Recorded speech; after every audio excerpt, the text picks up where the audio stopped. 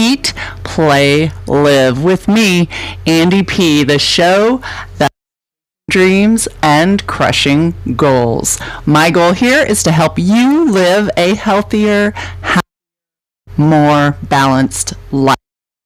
And sometimes getting to that happier place doesn't feel so good. That doesn't make sense, does it? Healthier, happier should feel good, right? Sometimes you got to experience a little pain in the process. It's part of the process. So, sorry to break is painful. Change is painful. Nothing, though, is as painful as being stuck someplace you don't belong. So we are going to talk about that in this half hour. And let's figure out I'm stuck. We don't want to be stuck. All right, let's do that. Are you stuck? Doesn't look the way you want it to look? Doesn't feel the way you want it to feel? Maybe. Are you stuck? Feel rewarded? How about a relationship that doesn't make you feel valued or rewarded? Yeah. At different times, all stuck in some of these kind of situations and places, and that's a normal part of life. You do not have to stay there. So let's take a look, and we'll start with easy stuff. Food. What? How is that? Well, changing the way you eat is then changing your life, right? Taking steps a healthier way of eating. That's got so it's going to be okay. You can do this. So let's jump on Eat, Play, Live with on eating. And today I want to talk about the milk debate. Did you know there was a debate? Well, or shouldn't you? Do we need milk? Do humans need cow to be healthy, to survive? I don't know. Let's take a look. Let's find out. I'm curious about this. So, I'm going to just jump right and say we don't need dairy in our diets. But milk and dairy foods, they're good value, and they do provide essential nutrients that are trickier to get from other foods. So what did I just say? Do we need milk? Yes and no. So interesting food stuff, because the sugar in it is called and or an enzyme to allow walls of the gut and into the bloodstream. When we're babies, we all produce plenty of lactose. We're born that way, and that helps us absorb our mother's milk. And so here's what's really interesting. In populations where milk consumption is historically low, Japan and China, most children, by weaned, they're producing lactase. So as they grow up, a really high level of tolerance for milk products. Isn't that why it's been genetically exposed to be lactose intolerant? And then in other cultures, such as in Europe, where adults they eat and drink a lot, they continue producing lactose their whole lives, and so they have a 5% of the population is lactose intolerant. Isn't that weird? So interesting. So, right, that's why, right, so that we can have that nutritional science and diet.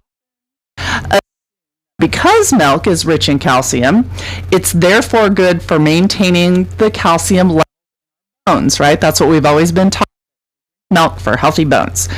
Well, studies are this into question. So apparently, no matter how much calcium you get from your diet, your risk of fracturing a bone is the same. It doesn't change that risk. So remember, I said we're talking about here. So studies are looking at calcium intake in adults. The strength of our bones is determined by when we're children and teenagers. So studies with children that maybe have an cow's milk, the strength of their bones is significantly compromised. So yes, kids do definitely need milk or some way of getting that calcium to build those strong bones. But then once we're grown, I don't really need it so much. How about that? So health, the body probably don't need that dairy in our lives, but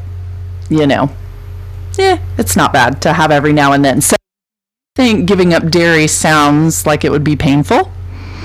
Well, maybe. I guess it depends on how much you eat, right? So dairy a long time ago. For a while, I gave it up completely. And what I found, which I thought was interesting, maybe they could do a study on this, I became somewhat tolerant once I gave it up.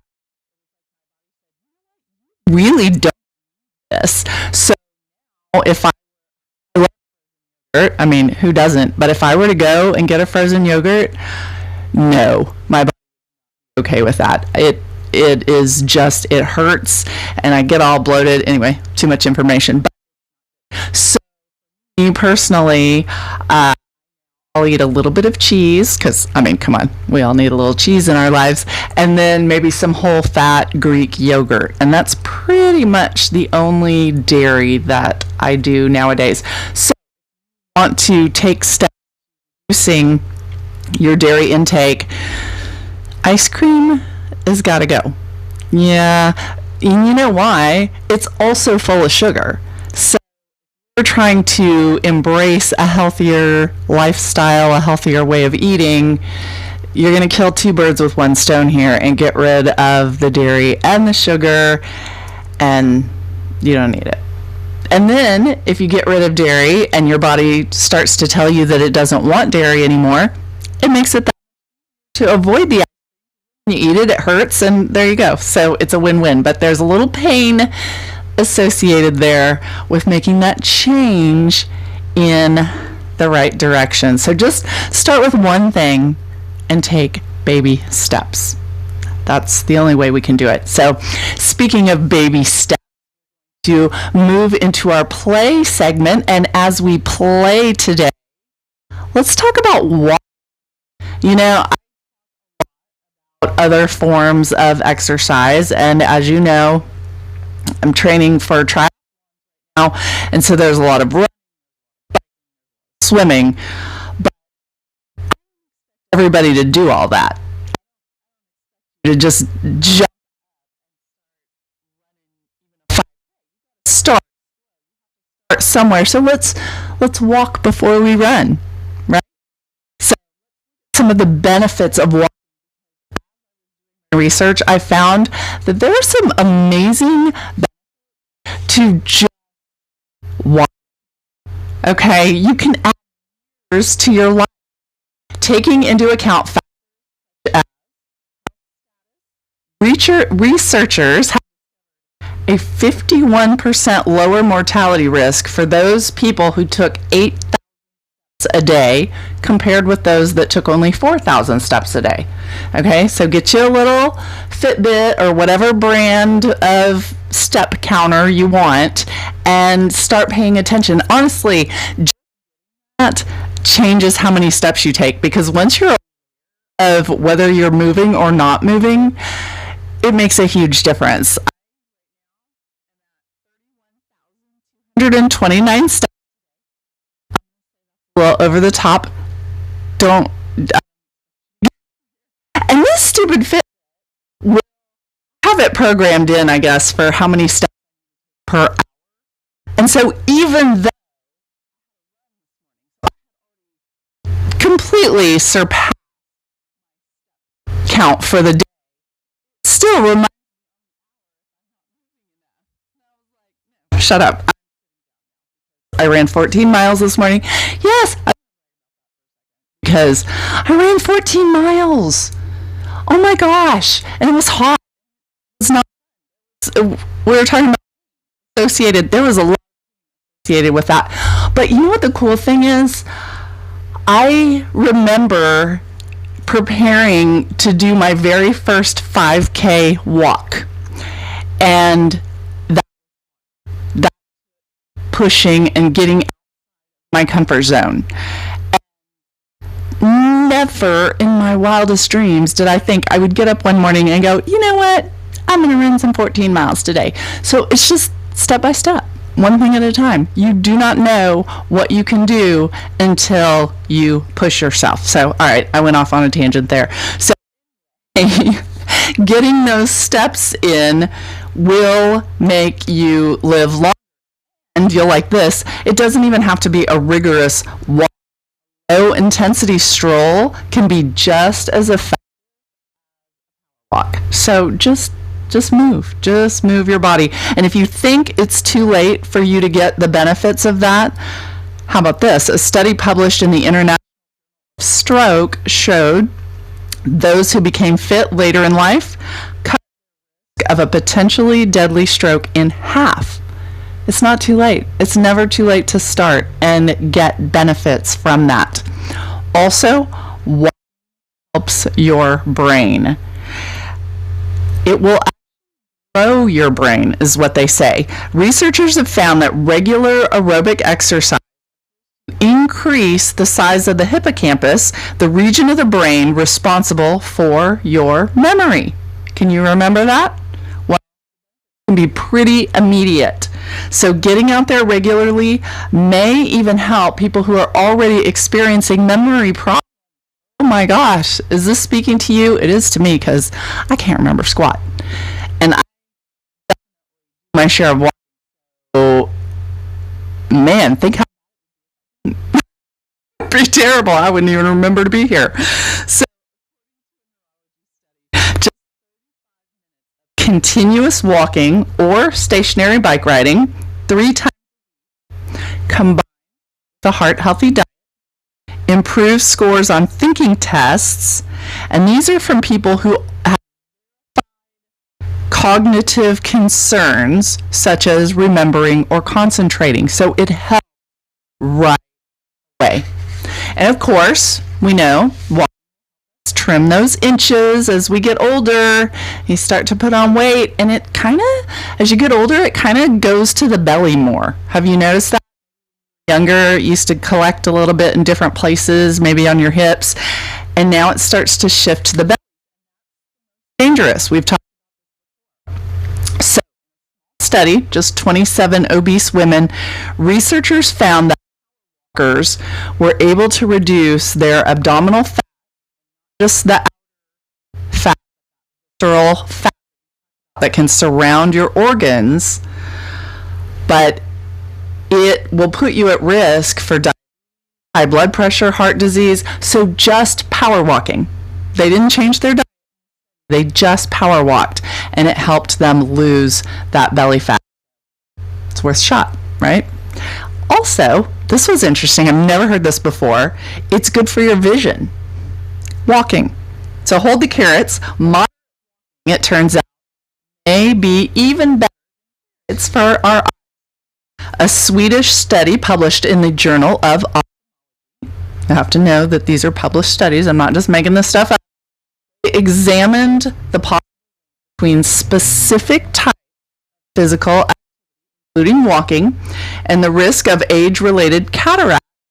More than 52,000 participants, a little more than 27 chicks in that last study, walking more than 60 minutes a day versus hardly doing that at all, was associated with a decreased risk of cloudy lenses, particularly in the long term. You know, I just gotta feel like getting the body and keeping the blood flowing is going to benefit you in ways that you can't even imagine. Who would have thought benefit your eyes? But it makes sense, right? Another, according to research from UCLA, a brisk walk may also lower your risk of glaucoma, with the most 3% lower risk than less. Once again, also, We got to keep moving forward here because we're walking. Walking will help you get sleep. Yes, if you are 50% over age 65, sleep problem, walking could be your ticket to good shut-eye. Important. Everything from preventing heart disease, staying sharp as you age. Researchers found socially active walked for exercise 50% less to have trouble falling and staying asleep. And if you can walk in the morning, because the sunshine will set circadian, I knew I was going to say that wrong,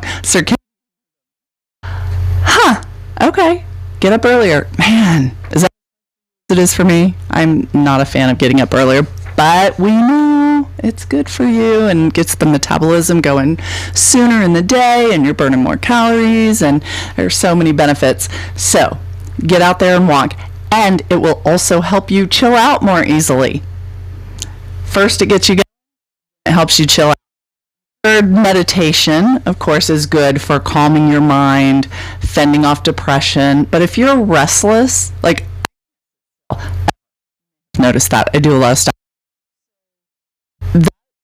Meditating and sitting still, I'm not doing anything. So walking can be a really good way of reducing your stress if you can walk in a way that's mindful. So clearing your mind, helping you reconnect with your body. So to try to breathe in a relaxed, natural manner, walk at a hurried pace, take in what's going around you and what you're experiencing through your senses. Pay attention to where you are in the here and now. Feel the breeze across your face.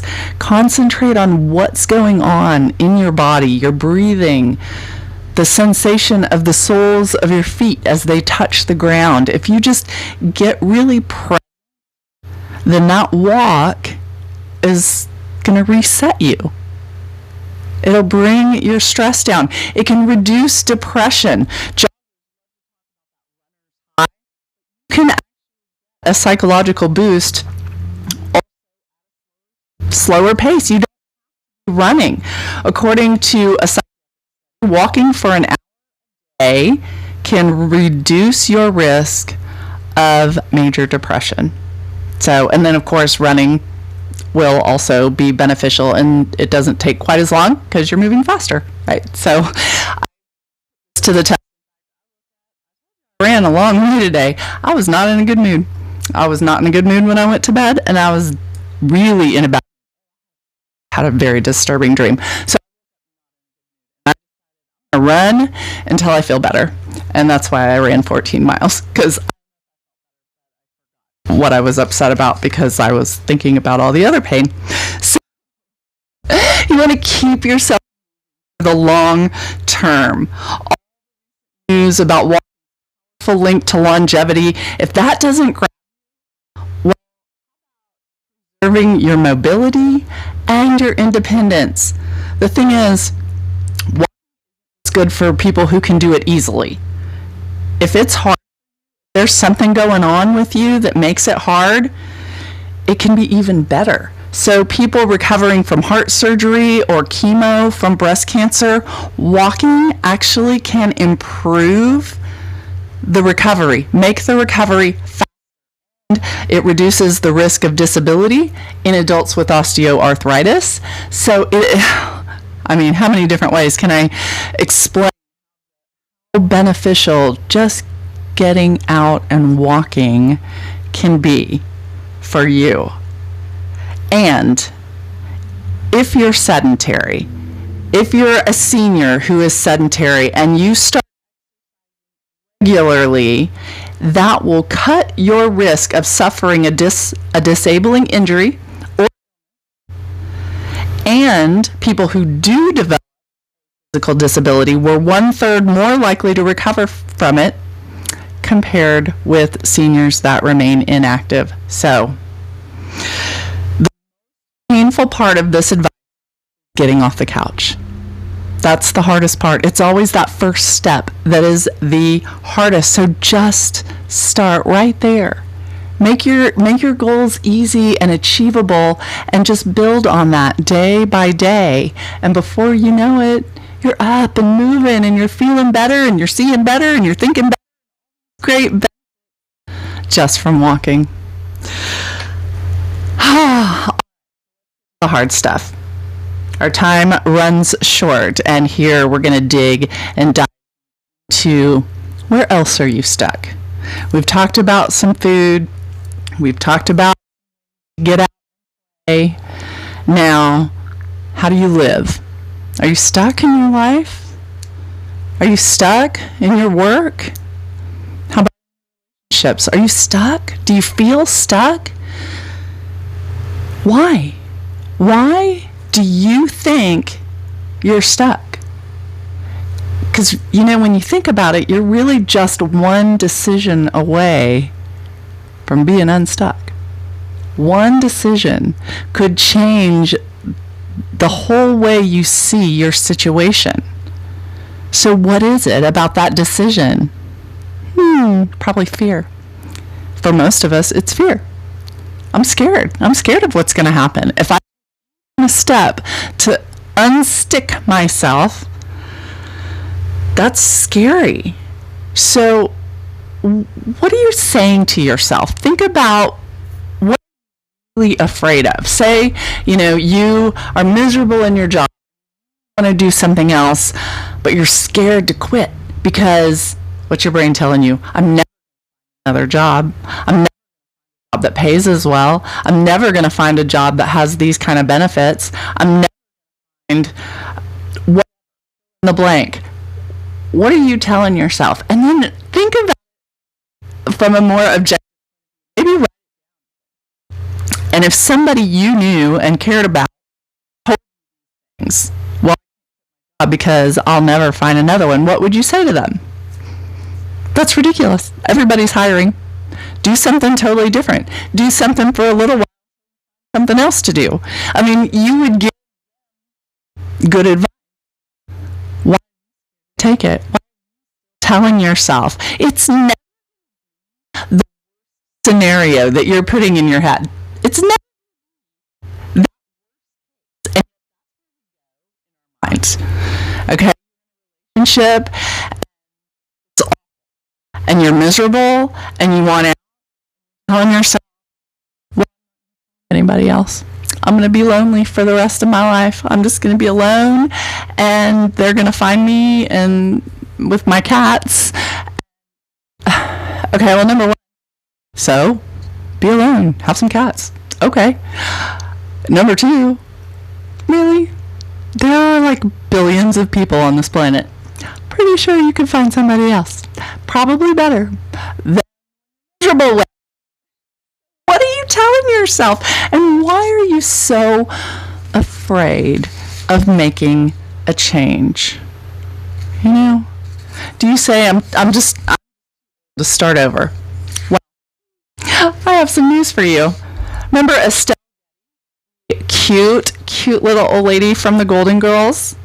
She got that she was 63. Her career as an actress up to that, really not great. She really hadn't done very well at all.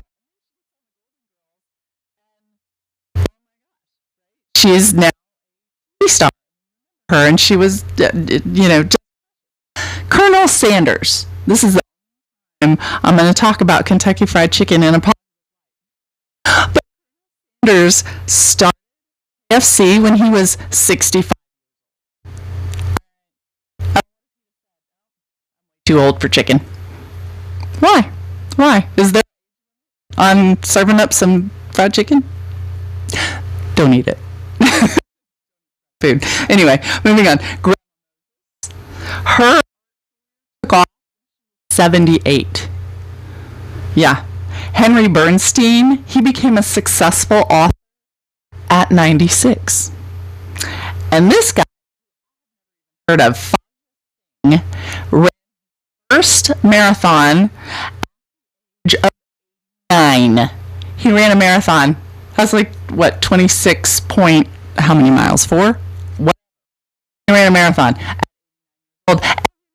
And more. And the last one, he was years old.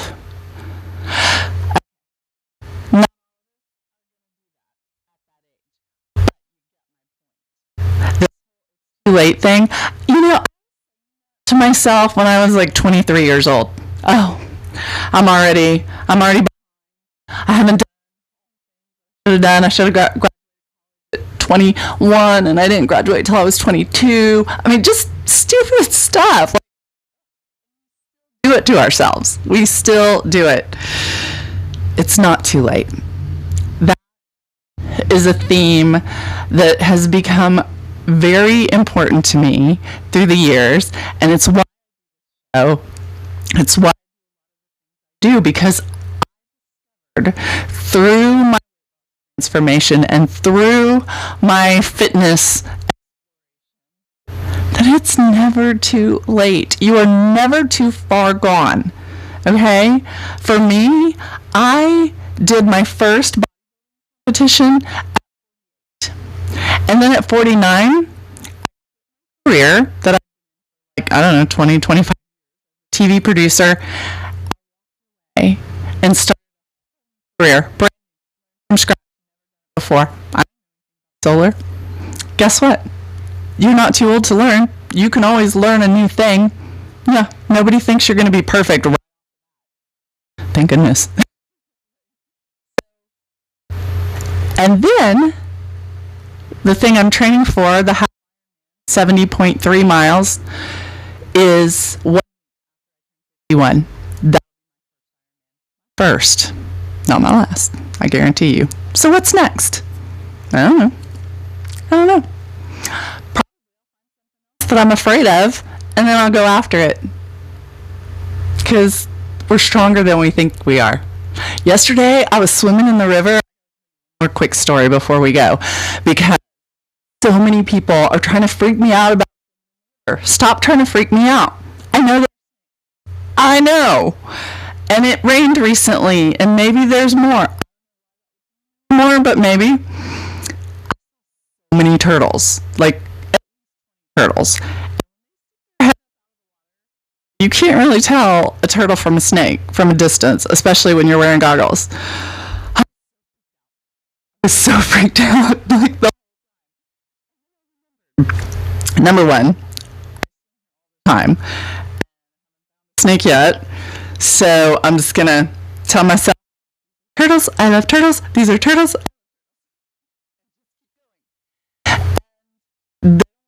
With me, and I'm not let stuff like that stand between me and my goals.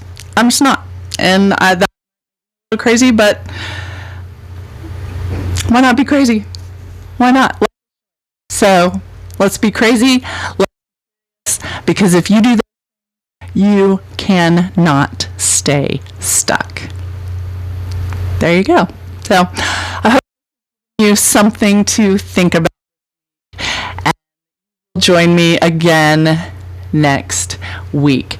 If I about things that I've talked about in shows, and I wanted to just throw out on Facebook Live and Facebook. I'm also creating a YouTube channel. But whatever one you want to go back to visit, I'm working on them so that you can see what it was. But you can go back. Visit those. So you can go to my Facebook page, eatplaylive.andy, or you can just keep tuning in here every week, Thursday at 6 o'clock, and I will tell you what I know and tell you who knows what all I'll tell you. Till next week.